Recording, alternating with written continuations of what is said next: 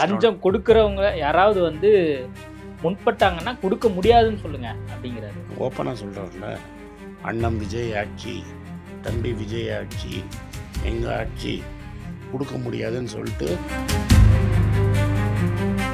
ஆந்திராவுக்கு தான் வந்து இன்வெஸ்ட்மெண்ட்லாம் போகுது, தமிழ்நாட்டுக்கு வர வேண்டியதெல்லாம் அங்கே போயிடுது அப்படின்லாம் ஒரு 60 நாளில் பல்வேறு செய்திகள் என்ன வந்துருச்சு. செய்தி வந்தால் பொறுமை என்ன போயிடுச்சுன்னு சொல்லுங்க. இல்லை, இந்த 60 நாளில் என்ன இன்வெஸ்ட்மெண்ட் வந்திருக்கு உங்களை கவனம் பெறக்கூடிய விஷயமா? 60 நாளில் இப்போ வந்து 60 நாள்லாம் இன்வெஸ்ட்மெண்ட் வராது. இல்லை, கீர்த்தனாவோட செயல்பாடு நீங்கள் எப்படி பார்க்குறீங்க? அவங்க எல்லாம் அந்த அட்மினிஸ்ட்ரேஷனையோ அல்லது சரியாக புரிஞ்சுப்பாங்கன்னு நினைக்கிறீங்களா? எல்லாம் டெஃபினட்டாக பண்ணுவாங்க. ஏன் பண்ண மாட்டாங்கன்னு நினைக்கிறீங்க? சின்ன பொண்ணாக சின்ன இருக்காங்க. பொண்ணாக இருந்தால் பண்ண முடியாதா?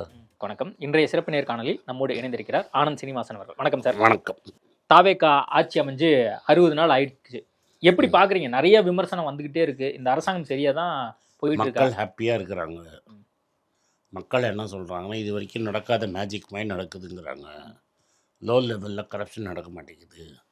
கவர்மெண்ட் ஆஃபீஸில் உட்காருங்க, நில்லுங்க, காஃபி சாப்பிட்றீங்களா, டீ சாப்பிட்றீங்களான்னு கேட்டு சர்வீஸ் நடக்குது. ரைட்டா? பல இன்றைக்கி ஸ்கூல்லேருந்து ஓனர்ஸ்லாம் நிறைய பேர் பார்த்துட்டு வந்தேன். நீங்கள் அப்படியே அப்ளிகேஷன்ஸ் சப்மிட் பண்ணிங்கன்னா வீடு தேடி வருது. பில்டிங் அப்ளிகேஷன் கொடுத்தீங்கன்னா உடனே வெளில வந்துடுறது. பார்ட்டிக்காரனா காசு வாங்கினா உடனே 6 ஹவரில் ஆக்ஷனு. ஸோ லஞ்சம் லாவண்யங்கிறது கம்ப்ளீட்டாக ஒழிக்கப்பட்டது. மினிஸ்டர் யாருமே காசு வாங்குற மாதிரி இல்லை. பார்ட்டி ஃபண்டு வேறு வெளில வந்துருச்சு. ஸோ பார்ட்டி ஃபண்டு எலக்ட்ரிக்கல் டிபார்ட்மெண்ட்டில் இருந்தது, பில்டிங் டிபார்ட்மெண்ட்டில் இருந்தது, டிடிசிபி அப்ரூவலில் இருந்தது. இந்த பார்ட்டி ஃபண்டுங்கிறது கம்ப்ளீட்டாக ஒழிஞ்சிடுச்சு. இத்தாலும் நம்மளை இன்க்ளூடிங் நாங்களாம் என்ன நினச்சிருந்தோன்னா, மக்கள் கரப்ஷனை பற்றி சகிச்சுக்கிறாங்க, அதனால் கரப்ஷன் ஒரு இஷ்யூ இல்லைன்னு நினச்சிக்கிட்டு இருந்தோம்.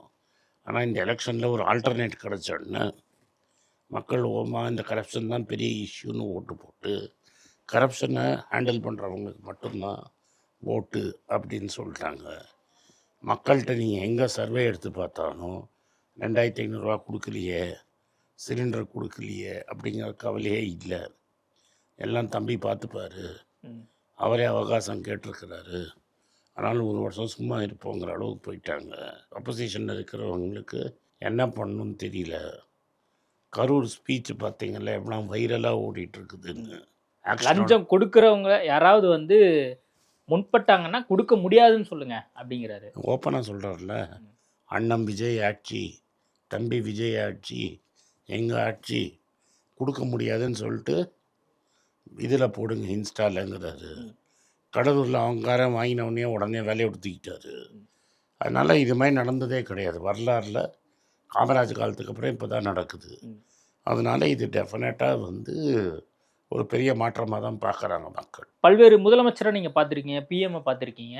ஒரு வெளிப்படைத்தன்மையான ஒரு கவர்மெண்ட்டை கொடுக்கணுங்கிறதான் தாவேகா அரசாங்கத்துடைய நோக்கமாக இருக்குது. மக்களும் வந்து தயாராக இருக்காங்க அப்படிங்கிறது நம்மளால் புரிஞ்சுக்க முடியும். பட் அதிகாரிகள் இதுக்கு துணை போயணும் அப்படிங்கிற ஒரு முக்கியமான விஷயம். அப்படி இல்லாட்டா அதிகாரிகளுக்கு வேலை போயிடும். ஏன்னா இப்போ மக்கள் வந்து விஜய் என்ன சொல்கிறாருன்னா, இந்த மாதிரி நீங்கள் கம்ப்ளைண்ட்லாம் கொடுக்க வேண்டாம், ஒரு பேனா வாங்கி குத்திக்கிட்டிங்கன்னா ரெக்கார்ட் பண்ணிடலாம், இதை வச்சு நீங்கள் ரெக்கார்ட் பண்ணிடலாம். இந்த மாதிரி கிடையாது. அதனால் எல்லா ஆஃபீஸரும் பயப்படுவான்.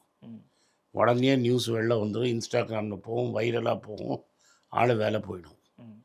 இப்போ நீங்கள் பார்த்தீங்கன்னா அருணை போட்டாங்க, அவர் தப்பு போட்டார் தெரியாமல், அது தவறுன்னு இப்போ எல்லோரும் எடுத்து சொன்னப்பறம் அவர் தூக்கி அடித்து இங்கே போலீஸ் அகாடமிக்கு மாற்றிட்டாரு. ஸோ அவர் தப்பு பண்ணிட்டாருன்னா தப்பு பண்ணிட்டோம், நம்ம மாற்றணும் அப்படின்னு நினைக்கிறாரு. தப்புனா அக்னாலேஜ் பண்ணிக்கிறாரு, மாத்திரை. இப்போ அருணை வந்து எல்லோரும் என்ன சொன்னாங்க, லஞ்சம் ஒழிப்பிக்கிறதுக்கு அருணா அப்படின்னு கேட்டிங்க. இன்றைக்கி என்ன ஆச்சு, அருணை தூக்கி எங்கேயோ அடிச்சிட்டாரு. அதனால் ஒரு மிஸ்டேக் ஆகிடுச்சுன்னா கூட அவருக்கு தெரியாமல் அதை அவர் மாற்றத்துக்கு தயாராக இருக்கார். இதே ஏர்மாரா நம்ம டெல்லியில் இங்கே வச்சான் அங்கே வச்சான், கடைசியில் எதை சொல்லி ஆட்சிக்கு வந்தாங்களோ அந்த கல்லாலேயே கை வச்சிட்டாங்க. சுமார் 6000 கோடி வரைக்கும் காணும் அப்படிங்கிறாங்க. எவ்வளோ போயிருக்குன்னே சொல்ல மாட்டேங்கிறாங்க.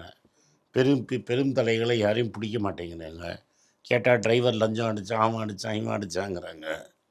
ஒரு தமிழ்காரர் ஒருத்தர் ஐஏஎஸ் ஆஃபீஸரு 1.5 கோடி ரூபா செலவு பண்ணி 24 கேரட் தங்கத்தில் ராமச்சரித்திர மனசை கொடுத்துருக்காரு, அது காணுமா?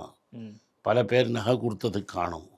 அதாவது நான் எதுக்கு இதை சொல்கிறேன்னா, ஜோசப் விஜயோட அரசாங்கம் இப்படி இருக்குது, ஒரு மதத்தின் பேரில் மத வெறியின் பேரில் வந்த அரசாங்கம் எப்படி இருக்குங்கிறதுக்கு ஒரு கான்ட்ராஸ்ட் எதிர்காட்டாக இது இருக்குது. அதிகாரிகள்லாம் வந்து மாற்றப்படுறாங்க அப்படிங்கிறது ஒரு பக்கம் நம்ம பார்த்துட்டே இருக்கோம். அதே நேரத்தில் இங்க இருக்கக்கூடிய அமைச்சர்கள் மீது ஆங்காங்கே குற்றச்சாட்டு வந்துட்டே இருக்கு. குறிப்பா தொழில்துறை அமைச்சர் கீர்த்தனா மேல பல்வேறு குற்றச்சாட்டு வந்துட்டே இருக்கு. அவங்க தேவையில்லாம ஆய்வு பண்றாங்க. இன்வெஸ்ட்மெண்ட் வர்றதை வந்து இவங்க சரியா ஹேண்டில் பண்ண மாட்டேங்கிறாங்க. இந்த பாருங்க, இப்போ நாங்கள் ஒரு மினிஸ்டர் மேலே ஒரு நம்ம என்கொயரின்னு ஒன்று வச்சா மினிஸ்டர் போய் சிங்கப்பூரில் படுத்துக்கிட்டாரு. இன்னொரு மினிஸ்டர் ஓடி போய் உழைஞ்சிட்டாரு. எந்த இது வரைக்கும் எல்லா ஒரு யாரெல்லாம் இன்வெஸ்ட் பண்ணணும்னு நினைக்கிறாங்களோ யாருமே வந்து முன்னெல்லாம் எல்லாமே பச்சை நோட்டு கேட்குறாங்க, சேப்பு நோட்டு கேட்குறாங்கன்னு தான் சொல்லுவாங்க. இப்போ எவனுமே வாயை திறக்க மாட்டேங்கிறாங்க. யார் இது வந்து திமுகவோட சதி. எல்லாரும் ஹாப்பியாக இருக்கிறாங்க. ஆந்திராவுக்கு தான் வந்து இன்வெஸ்ட்மெண்ட்லாம் போகுது, தமிழ்நாட்டுக்கு வர வேண்டியதெல்லாம் அங்கே போயிடுது அப்படின்லாம் ஒரு 60 நாள்ல பல்வேறு செய்திகள் என்ன வந்துருச்சு. செய்தி வந்தால் போகிறோமா, என்ன போயிடுச்சுன்னு சொல்லுங்கள். இல்லை, இந்த 60 நாளில் என்ன இன்வெஸ்ட்மெண்ட் வந்திருக்கு உங்களை கவனம் பெறக்கூடிய விஷயமா? 60 நாளில் இப்போ ஒன்றும் 60 நாள்லாம் இன்வெஸ்ட்மெண்ட் வராது தம்பி. ஒரு கார் மேனுஃபேக்சரரு வந்தார், சிஎம்ஐ பார்த்தாரு, கார் கொடுத்ததே நம்மளுக்கு தெரியும். எல்லாரும் வந்து பார்த்துட்டு போகிறாங்க. டஃபேயோட ஓனர் வந்து பார்த்துட்டு போனாங்க. இப்போ தான் ஒன்று புது கார்மெண்ட் வந்து 55 நாளில் தான் பல ஓனர்கள் வந்து பார்த்துட்டு போகிறாங்க. ஷுவராக பெரிய இன்வெஸ்ட்மெண்ட் தமிழ்நாட்டுக்கு வரப்படுது. ஒரு க்ளீன் கவர்னன்ஸ் தமிழ்நாட்டுக்கு. இல்லை, கீர்த்தனாவோட செயல்பாடு நீங்கள் எப்படி பார்க்குறீங்க? அவங்க எல்லாம் அந்த அட்மினிஸ்ட்ரேஷனையோ அல்லது சரியாக புரிஞ்சுப்பாங்கன்னு நினைக்கிறீங்களா? எல்லாம் டெஃபினட்டாக பண்ணுவாங்க. ஏன் பண்ண மாட்டாங்கன்னு நினைக்கிறீங்க? சின்ன பொண்ணாக இருந்தால் பண்ண முடியாதா? இப்போ டெண்டுல்கர் 15 வயசில் தான் இந்தியா காட்டினார். இப்போ வைபவ் சூரியவன்சி இந்தியா காட்டுறாரு. என் சின்னவங்கலாம் செய்ய முடியாதா? பெருசாக இருக்கவங்க பெருசாக அடிச்சுட்டு. இதுக்கு முன்னாடி இருந்தவங்களாம் ஜாம்பவனா இருந்தாங்க, ஒரு பொருளாதார நிபுணராக இருந்தாங்க, பிடிஆர் இருந்தார், கீர்த்தனாலாம் என்ன ஏமாத்துறாங்க அப்படின்லாம் விமர்சனம் வருது. இல்லை, பிடிஆர் எப்படி நடத்தினாங்க? ரொம்ப மரியாதையாக நடத்திட்டாங்களா? இப்போ அவங்க வெளிநாட்டில் உட்காந்துக்கிட்டு பேச்சு போட்டியில் பேசுகிற மாதிரி பேசிகிட்டு இருக்கிறாரு. அவரை ஃபைனான்ஸ் மினிஸ்டர் வச்சுருந்தீங்கன்னா பாதி ப்ராப்ளம் இல்லாமல் இருந்திருக்கும்ல. அது மாதிரி அவரை தகர்த்தினீங்க. ஒரு ஈவா வேலு, ஒரு கேஎன் நேரு, பிரிட்ஜு போட்ட கான்ட்ராக்ட் பற்றிலாம் வெள்ள விஜய் பேசுகிறாரு. ஒரு 10 ரூபா பிரிட்ஜு 20 ரூபாய்க்கு கான்ட்ராக்ட் போட்டாங்க, விஜய் பேசுகிறாரு. இதெல்லாம் தான் இப்போ உங்கள் ஜாம்பவான்கள் பண்ண வேலை. எல்லா இடத்துலையும் 40% 50% இன்க்ரீஸு.